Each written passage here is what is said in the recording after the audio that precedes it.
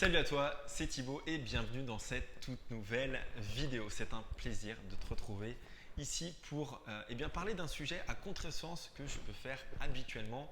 Parce que voilà, on a l'habitude en tout cas, moi comme sur les réseaux sociaux, de parler de comment on va trouver un bien rentable, de combien on va gagner grâce à l'investissement immobilier, de quelle manière on peut investir, de quelles sont les stratégies, quelle est la fiscalité la plus adaptée, bref.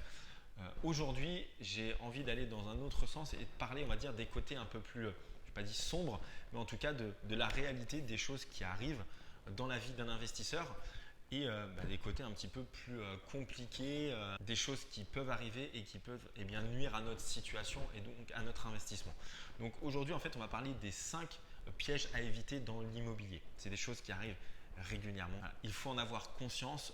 Maintenant, le but de cette vidéo, c'est de mettre en place des stratégies défensives, préventives pour justement contrer ces pièges ou on va dire ces événements qui peuvent arriver dans la vie de ton investissement.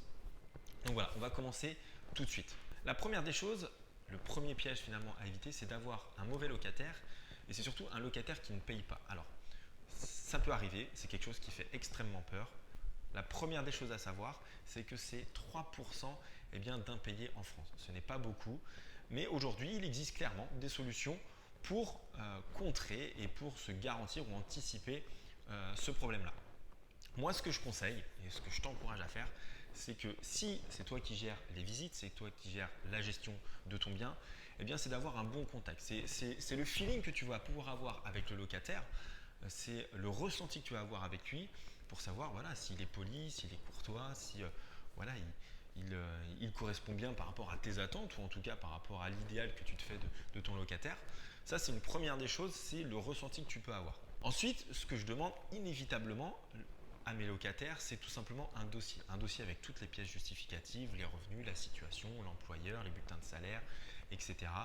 pour justement savoir si le locataire il est apte finalement à aller dans mon logement et s'il va effectivement payer mon loyer. Ça, c'est quelque chose qui est très important, en tout cas en tant qu'investisseur. C'est la base, c'est d'être payé par son locataire pour rembourser en tout cas notre mensualité. Ce qui va être important aussi de demander, c'est les mêmes informations aux garants. Pourquoi? Parce qu'aujourd'hui, on sait bien, il y a des personnes qui sont honnêtes, transparentes, d'autres qui le sont un peu moins. Et le but pour toi, c'est tout simplement de vérifier toutes ces informations. Et c'est ton rôle, c'est ton but pour pouvoir faire un bon investissement. Alors moi, ce que je dis, c'est que j'échange avec eux et je leur dis que je vais aller vérifier effectivement les salaires, leur situation auprès de leur employeur, s'ils sont bien salariés dans cette entreprise, pour justement savoir s'ils sont honnêtes avec moi et si effectivement ils sont bien en capacité de pouvoir payer mon loyer. Ça, je le fais très bien pour le locataire, mais ici également pour l'employeur. Et là, effectivement, on voit tout de suite si le locataire il est honnête ou pas, ou s'il part dans la nature. Et là, ça veut dire qu'il a caché un petit peu des choses sur sa situation. Parce qu'aujourd'hui, il existe un outil qui s'appelle Photoshop qui est extrêmement incroyable et on peut faire plein de choses. Donc c'est pour ça qu'il est important de le signaler. En tout cas, il existe des solutions pour justement contrer cette partie-là. Et je vais même aller plus loin, c'est que si demain ton locataire ne te paye pas, tu peux mandater un huissier de justice pour prélever ton loyer sur son salaire. Donc c'est pour ça qu'il est important de vérifier finalement où est-ce qu'il est embauché, avec qui il travaille. Donc ça, c'était le premier piège. Le deuxième piège, alors c'est très simple, c'est les dégâts des eaux. Aujourd'hui, c'est difficile de prévenir, de l'anticiper. Première des choses, c'est lorsque tu fais intervenir un artisan, c'est de prendre l'artisan qui a fait tes travaux. Moi, je conseille d'acheter à chaque fois un immeuble ou un appartement où il y a des travaux de rénovation à faire. Et l'artisan qui va venir, le plombier qui va venir, je te conseille de le faire revenir parce qu'il connaît ses installations, il connaît les matériaux qu'il a utilisés. Donc au moins, il va pouvoir intervenir rapidement parce que c'est lui qui sait comment il a fait ça. Et la deuxième des choses, c'est tout simplement c'est d'appeler ton assurance, c'est de prendre des photos, prévenir les voisins pour voir si tu n'as pas fait de dégâts autour et puis tu vas te faire rembourser des factures de rénovation qu'il y aura en face. Petit point à savoir, c'est qu'en fonction de l'assurance que tu auras choisie, il y a certains assureurs qui vont te faire payer une franchise de 50, 100 ou 200 euros en fonction de là où tu es inscrit. Donc ça, c'était pour le deuxième piège. Le troisième piège, ce sont les travaux de rénovation. Aujourd'hui, dans la durée de vie de ton investissement, de ton bien, forcément, il y aura des travaux de rénovation. Ton bien, il soit neuf ou ancien, il y aura forcément des travaux au fur et à mesure des locataires qui vont passer et des années qui vont passer également. Voilà. un POC sur les murs, dans les communs, à cause du déménagement. Il a cassé une table, il a cassé une partie de la cuisine, il y a un lavabo qui est tombé, bref, des choses qui arrivent.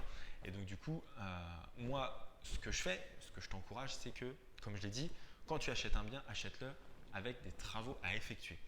Comme ça, tu fais ta décoration, tu fais les travaux que tu veux, tu fais l'aménagement que tu veux et tu as un bien qui est neuf, qui est, on va dire, qui est propre.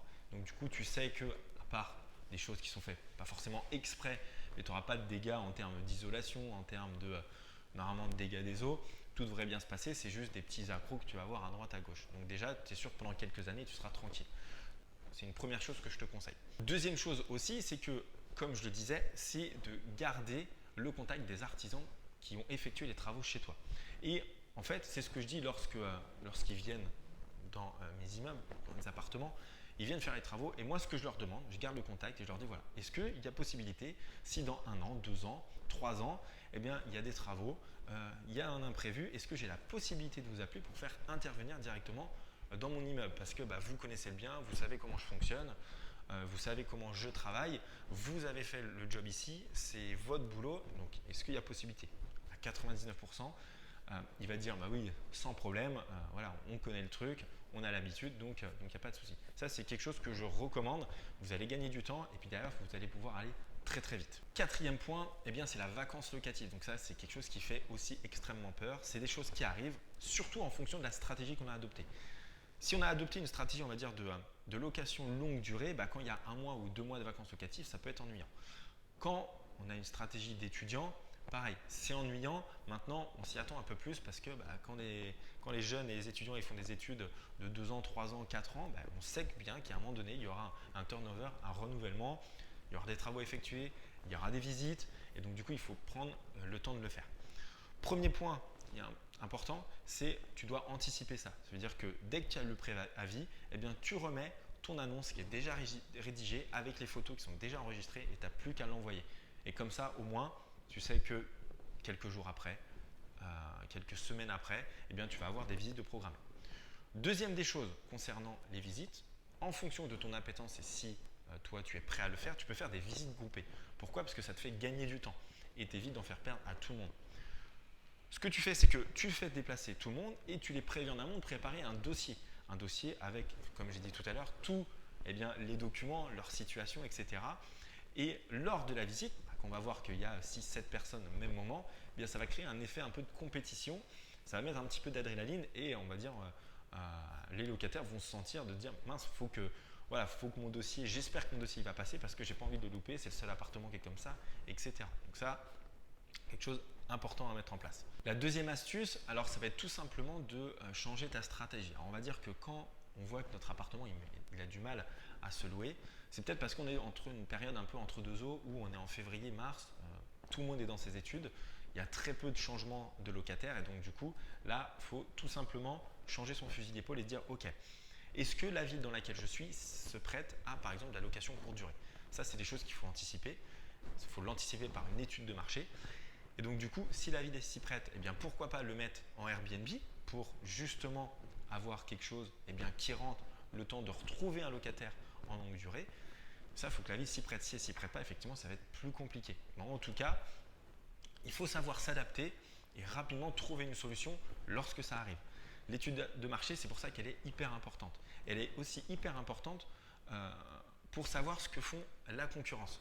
Pourquoi? C'est-à-dire que lorsqu'on voit que il y a des appartements qui sont rénovés succinctement avec une vieille salle de bain, une vieille cuisine, de la moquette, de la tapisserie, moi ce que je conseille, c'est tout simplement de se mettre au-dessus de ce qui se fait sur le marché. Si aujourd'hui il y a plein d'appartements qui est rénové et toi tu te mets encore une fois avec des produits haut de gamme, avec une belle salle de bain, il faut que ça corresponde à ta rentabilité et ta cible.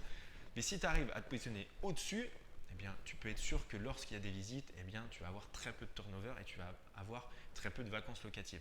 C'est ton bien qui va correspondre à ta cible et quand on se sent bien chez soi, on a envie d'y rester et on fait tout pour y rester. Même s'il est un peu petit, même s'il n'est pas très très bien placé, il y aura toujours des points positifs à ce qu'il soit bien rénové. Et enfin, le dernier piège à éviter, c'est peut-être le piège qui fait le plus peur, c'est d'avoir un locataire qui part et qui laisse le bien, l'appartement dans un état déplorable qui est complètement dégradé.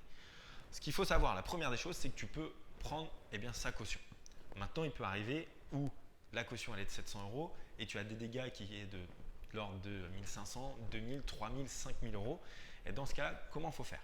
Première des choses, c'est que lorsque tu as constaté à l'état des lieux d'entrée que tout était propre, tout était nickel, et qu'à l'état des lieux, tu as constaté également avec le locataire qu'effectivement, il a dégradé le bien, déjà, ça acte le fait qu'il y a eu dégradation entre l'entrée et la sortie.